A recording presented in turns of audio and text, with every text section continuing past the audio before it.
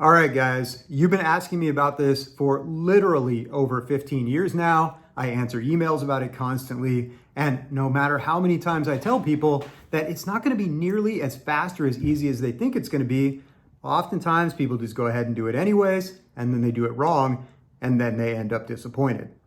What am I talking about? I am talking about small, open rowing and sailing boats built out of skin-on-frame construction. Now, just to give you a little bit of background here, I have built a handful of these boats over the years, and some of them actually performed really well. But at the end of every project, I had to ask myself, was what I was getting out of this boat as far as my on-the-water experience worth the amount of time and money that I was putting into it? And I think the best way to think about that is to compare it to the other alternatives. So, for example, if you compare a little open rowing and sailing boat built out of skin-on-frame to a skin-on-frame kayak or canoe, skin-on-frame kayak or canoe is going to be at least half of as expensive, it's going to take half the time to build, and it's going to be less than half the weight, which means that it's going to be much easier to get to the water, which means that you're going to use it a heck of a lot more often. Now, the other consideration is what other mediums could you potentially work with and what are the advantages of those? So compared to stitch and glue plywood, I would say that skin-on-frame is lighter, it's less expensive, and also it's a lot faster to build, although not necessarily always those things. On the downside though, skin-on-frame is flexible, which isn't a problem for rowboats, but can start to become a problem with certain sailing configurations. Also, you really can't build in watertight bulkheads, which means you've got to have tied-in flotation, which isn't nearly as elegant. And also, if you're using the boat hard, realistically, you're probably going to have to replace the skin every 5 years or so, which isn't the end of the world, but it is going to set you back a bit of time and a bit of money. Now, moving on to stitch and glue and glue lap plywood, those boats have some distinct advantages as well. They are heavier. I know that sounds like a disadvantage, but when it comes to rowing and sailing in chop, a boat that's heavier and carries a little bit more really helps to punch through the waves. And also it sits the boat down on its lines better, so it's not going to be nearly as twitchy, and it's ultimately going to be a little bit safer in some ways. Also, it's very easy to build in watertight bulkheads. They exclude a lot more water than lashed in flotation. They look a lot better, and they can also double as watertight storage compartments. Also, the boat is going to be stiffer, and if you want to get serious into sailing, let's say you want to throw a big high aspect ratio modern rig on top of that baby, that's going to work a lot better in plywood than it is in skin-on-frame. Downside of stitch and glue plywood is that it's a lot more time consuming. It's at least 30% more time consuming to build, possibly even 50% more time consuming. And it's going to be significantly more expensive, at least 30% to 50% more expensive for materials. And then ultimately it's going to be heavier, which is both an upside and a downside, because it's not going to be something you're easily going to be able to get on top of a car. You're probably going to have a trailer, which just makes it more likely that you're not going to use that boat. And so for me personally, if I was just going to have a small rowing and sailing boat and I didn't need to worry about transporting it or building it, I would think about going with stitch and glue plywood because it's just got a lot of distinct advantages. So really, for all of those different reasons, I have been kind of agnostic about building larger boats out of skin-on-frame over the years, and I've mostly chosen to focus on kayaks and canoes. But every 3 to 5 years, I do get the larger boat bug, and this happens to be one of those years. So I think we're going to take another crack at it this summer. Now, before I tell you about the plan here and the boats that we're going to be building and what I'm hoping to accomplish, let me just run you through what I've done in the past.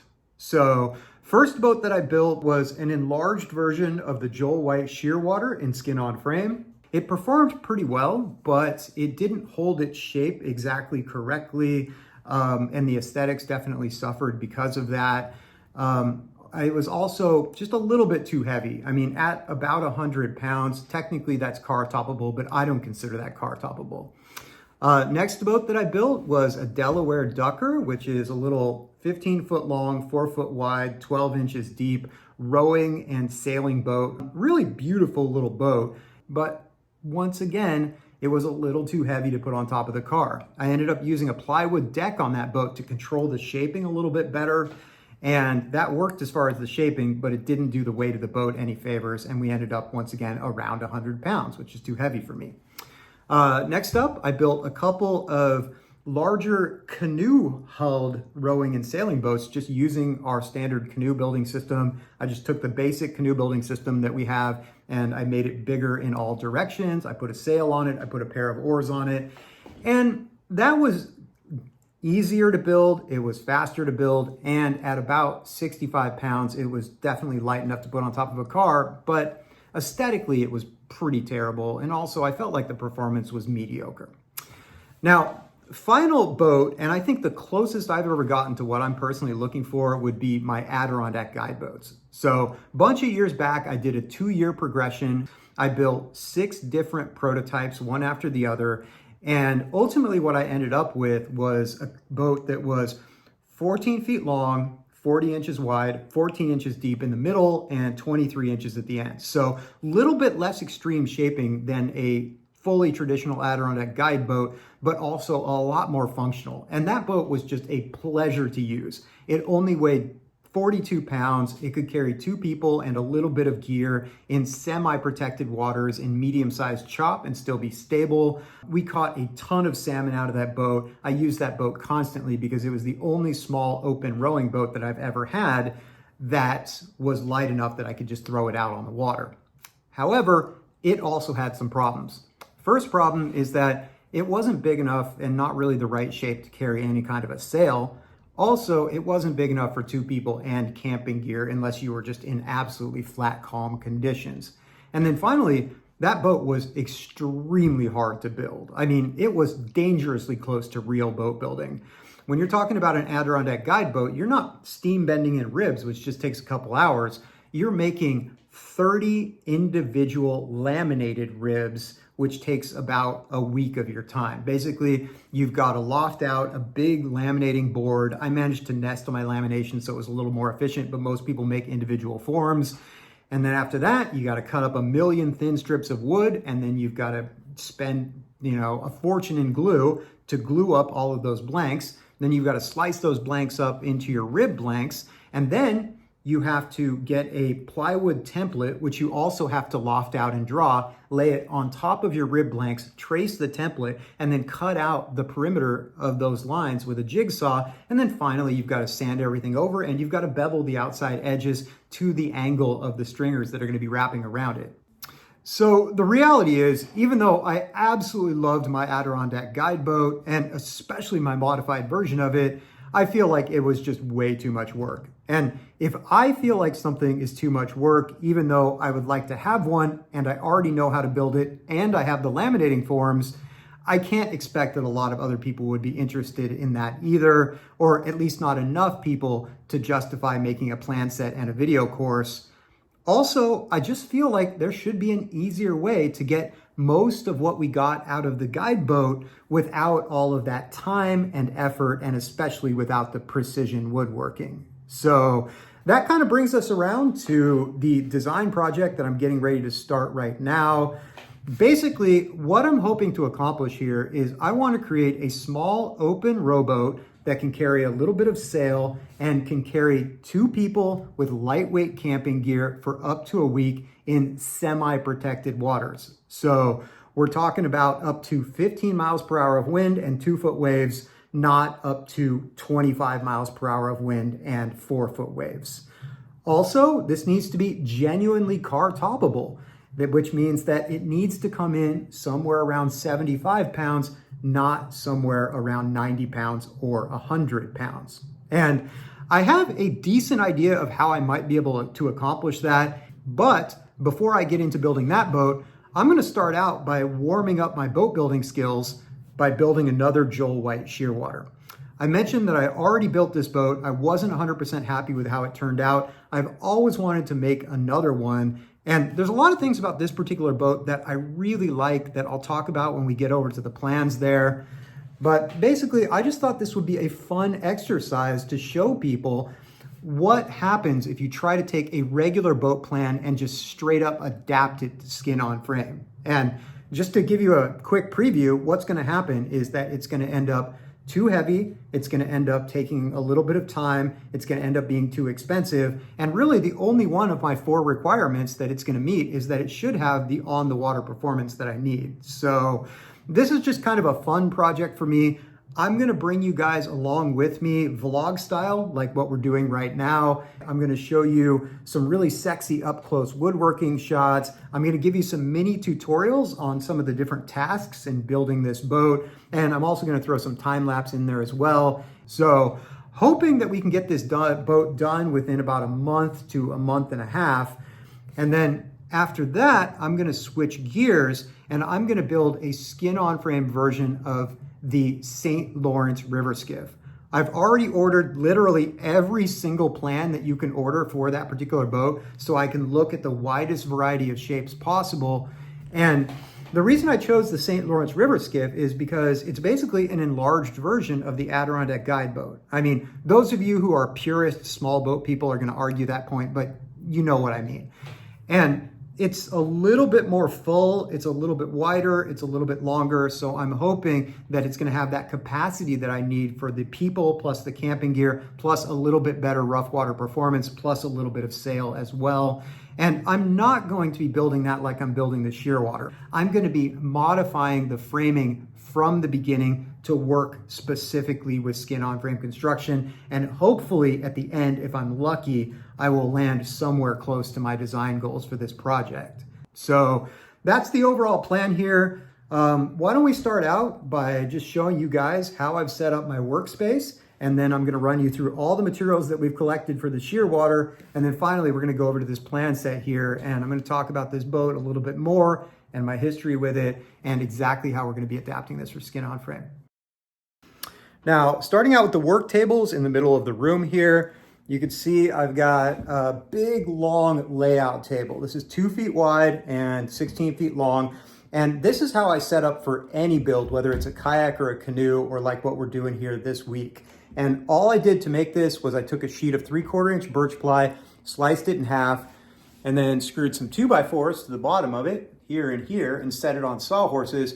And now I've got a couple of really versatile work surfaces. I can start out in the beginning and I can do all my laminating and all my scarfing.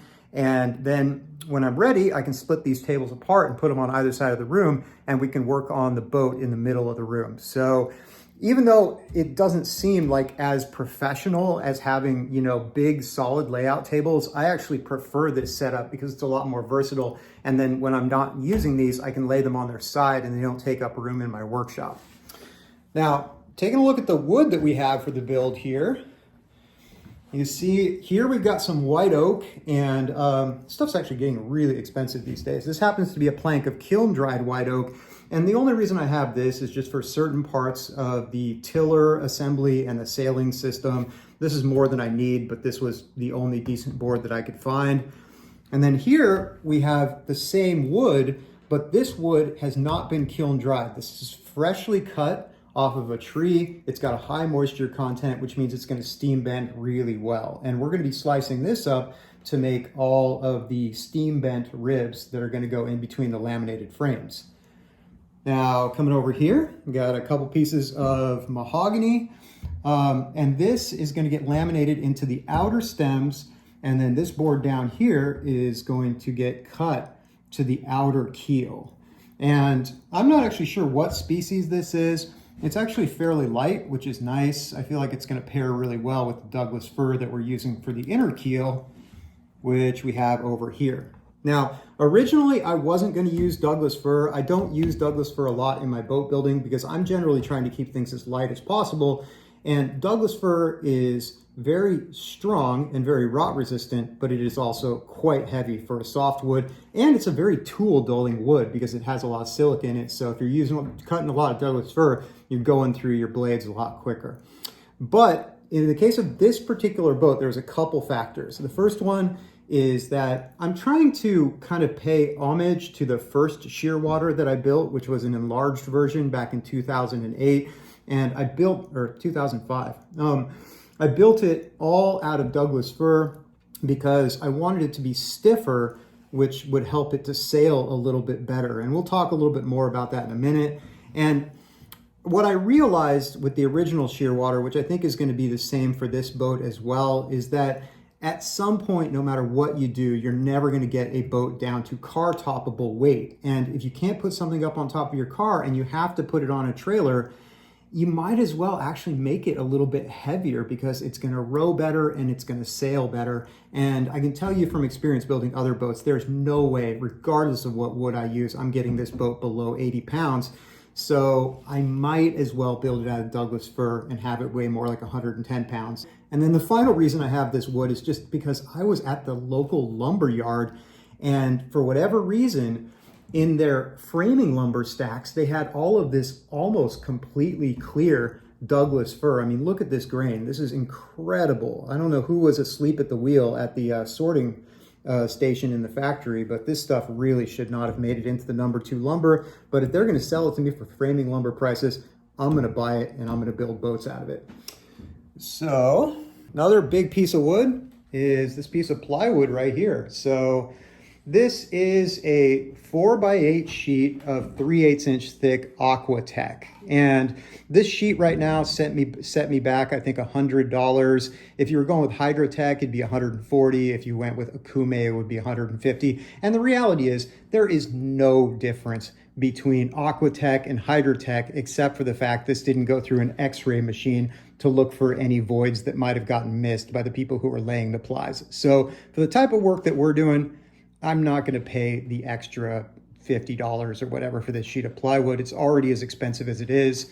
And honestly, this particular boat specifies 3 different thicknesses of this marine ply, but I don't have the money to buy 3 full sheets of marine ply, so we're just going to make everything out of this 3/8. This is going to be for the dagger board trunk, and for the rudder, and also for the dagger board itself. So anyways, coming back here, we've got a whole bunch of toxic crud, because it would not be wooden boat building if there wasn't a whole bunch of poisonous chemicals involved. So starting out with the epoxy that we're going to be using for laminating up the stems and also doing a little bit of clear coating work. I've got this West System 105 with the 207 hardener.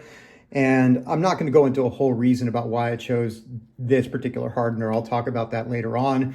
The reason I went with West System here, this is actually my first time using it, but this was recommended to me by a boat builder friend who uses this a lot. And his argument is that, yes, West System costs more than other epoxy, but the way they've got all their accessories set up and also just the quality of the material as well makes it worth it in the long run if you factor in your time and the value of the finished product. So normally I don't actually use epoxy for laminating. Normally I use either Gorilla Glue or Titebond, but it is going to be so hot this week that there is no way I would get the Titebond glued together before it gelled up, and it would just be a disaster. Coming over here, we got this varnish here. This is going to be for varnishing the outside of the outer keel and the seats and the dagger board trunk and all that stuff. And this is Total Boat Halcyon. It's a water-based varnish. And to be really honest, this stuff doesn't lay down nearly as nicely as a good oil or solvent-based varnish, but it is so much faster and so much easier to use. It's a lot less toxic, and we have torture tested this for 4 months in the Mexican sunshine, literally all day, every day, exposed to direct sunlight, and it held up remarkably well. So I'm using this stuff from now on. Coming over here to the coating that we're going to be coating the skin boat fabric with. This is the 2-part polyurethane from Corey Friedman at the Skin Boat School. And this is the only thing I will use for coating skin-on-frame boats because it is vastly superior to any other product. It is super strong, it's abrasion resistant, it's flexible, and you can put it all on in one day, let it self-level, and that's it, which is pretty much a miracle when you think about any other way that you could coat a type of boat. Very last thing here, got a can of Penafin, more than I need for this particular project. This will probably be for this boat and the next one. I use lots of different things for coating boats, from natural products to nothing at all to really toxic stuff like this. This isn't necessarily a recommendation. This is just what I'm using to coat the stringers and the ribs and everything else once we get the frame finished. Also, this is what I used on my first Shearwater, so I thought it'd be fun to use it again. And then down here, we've got the fabric, and this isn't actually the fabric I'm going to be using. This is an 9-ounce ballistic nylon. I'm going to be using a 12-ounce ballistic nylon, which is a fabric that I don't use very often, but this is a big boat. It's probably going to see some heavy use, and I want to make sure that the fabric is up to the job. So hopefully within the week here, I'll get the slightly bit thicker fabric that I'm going to be using. Coming over here, in these tubes, I've got some brass half oval, and this is what we're going to be using to protect the outside of the stem pieces, and also the outside of the outer keel. I got 3 6-foot sections of this that we're going to butt together so we can protect the entire length of the keel. And then finally, for materials over here, you can see I've got a bunch of bronze fasteners. And to be clear, I would never specify bronze for any boat that I design. When we get to the St. Lawrence River skiff, it's going to be all stainless steel, because there's nothing that bronze does for you that stainless steel won't do at half the price. I'm just using bronze because that's what's specified in the plans for this particular boat. Okay, deep breath. All right, so now let's take a look at the plan set. This is the plans for the Joel White Shearwater. This is a boat that I actually have some familiarity with already, because I built an enlarged version of this in 2005 and then took it down to the Sea of Cortez, where we sailed it south between Mulegé and Laredo for about 3 weeks, which incidentally is not a voyage that I would repeat even in the enlarged version of this particular boat. The Sea of Cortez looks fairly small on the globe, and it's not actually that wide, but the winds blow directly from north to south, which means that we found ourselves sailing sometimes in 25-knot winds with 6-foot continuously breaking seas, which is not exactly comfortable in a boat that only has 12 inches of freeboard when it's fully loaded and 18 to 24 inches at the ends. We did survive the mission, and I was really impressed by what the boat could handle, but definitely not the right tool for the job.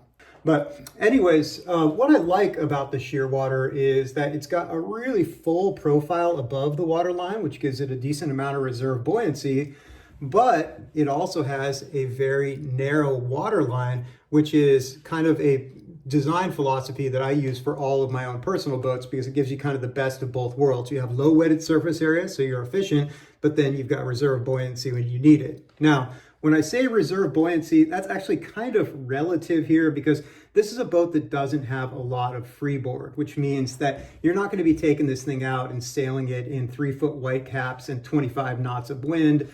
This is something that's more suited to smaller to medium-sized bays. It could carry 2 people and lightweight camping gear for up to about a week, as long as you're not going out into rough conditions. And I believe Joel White originally visualized this as a tender, and you can see that because these ends are really steeply raking. And the reason that matters is if you're towing a boat like this, like people often do when the weather isn't really rough, if you have a really deep forefoot right here, that might increase the water line and give you a little bit more hull speed, but it will also tend to broach and trip.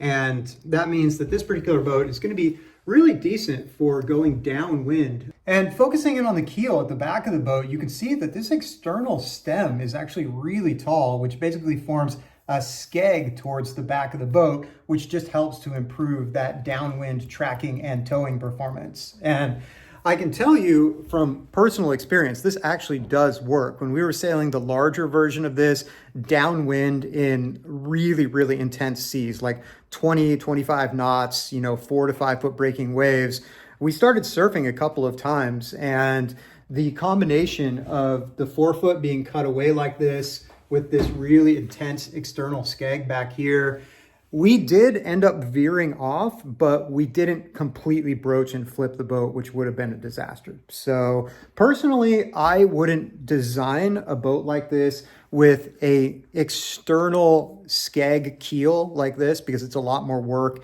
And I feel like there's other benefits that you get off of a plank keel like you'd see on an older dory, but everything has advantages and disadvantages.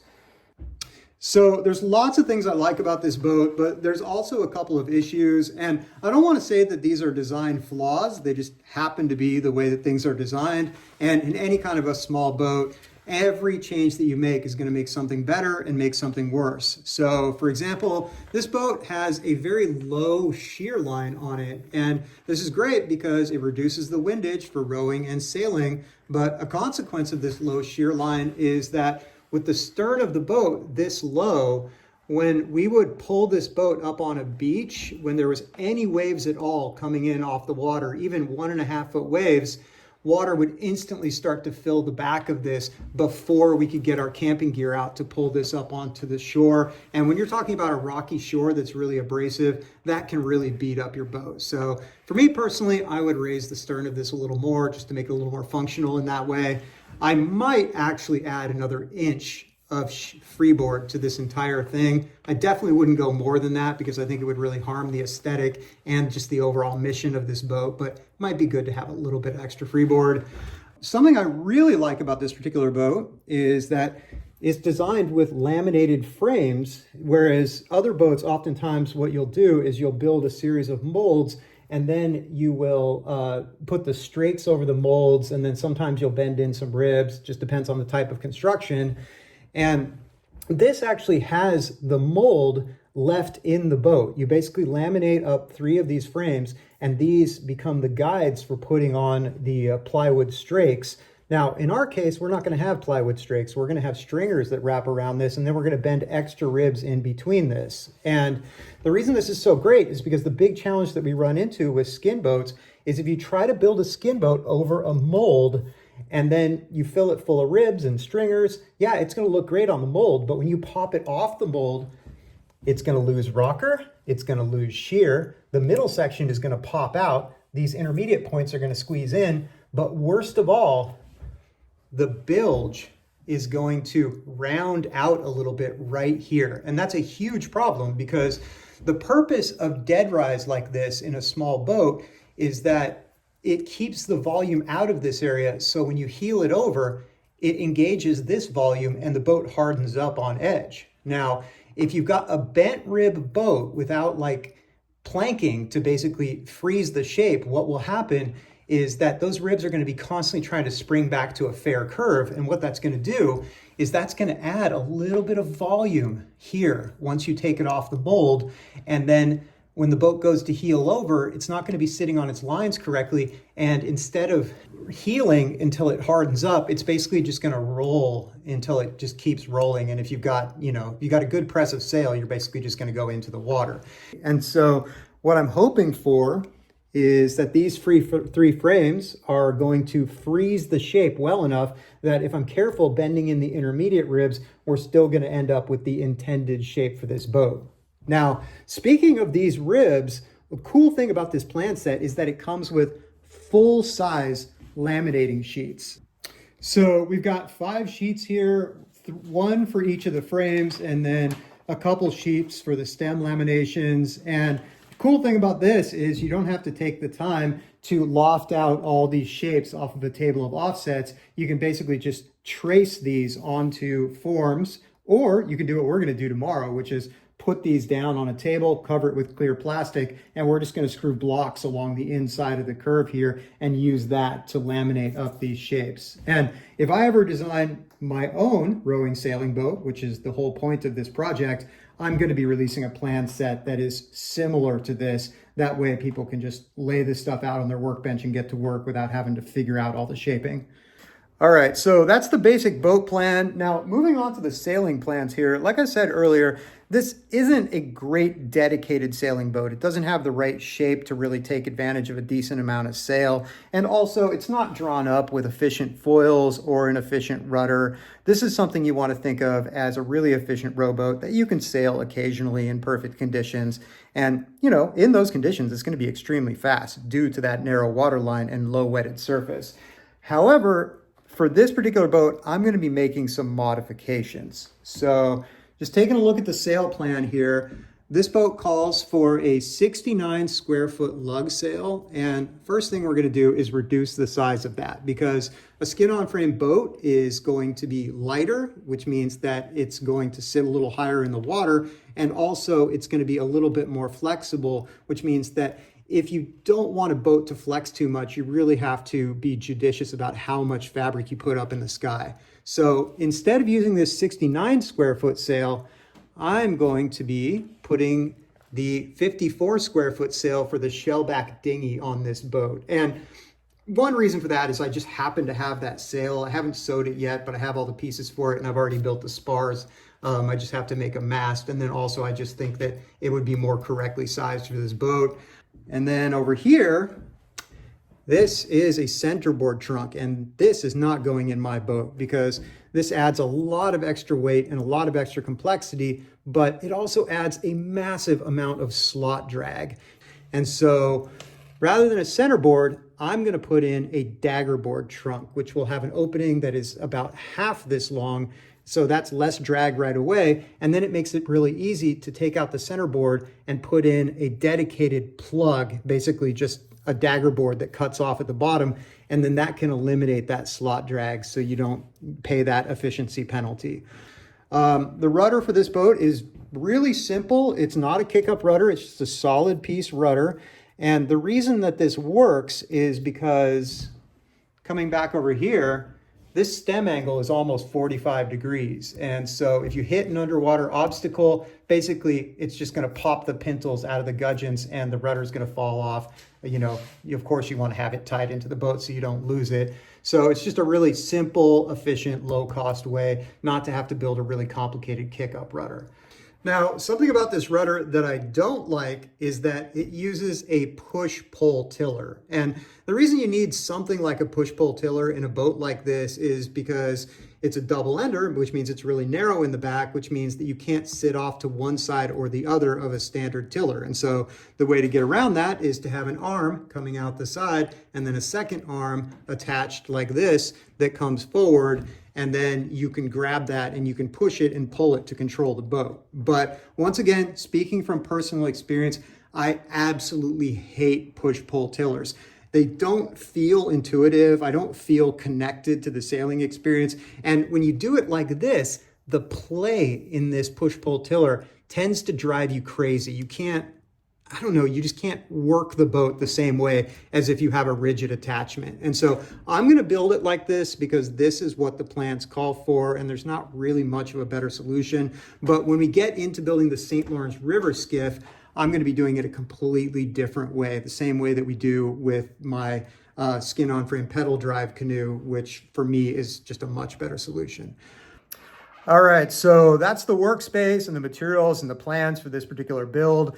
I know that this was a long video, but I wanted to give you guys a really thorough introduction because from here on out, for the next video, I'm just gonna be picking up the camera and immediately throwing you guys into the process and show you building this boat from my perspective while I'm actually doing it. Now, just to give you an idea of kind of what to expect for the process here, I think this build might take a long time just because I have a lot of other responsibilities here with the business and I can only work on it a few hours a day. But I'm hoping that with a little bit of help from Tom, I can get this done within about 3 weeks.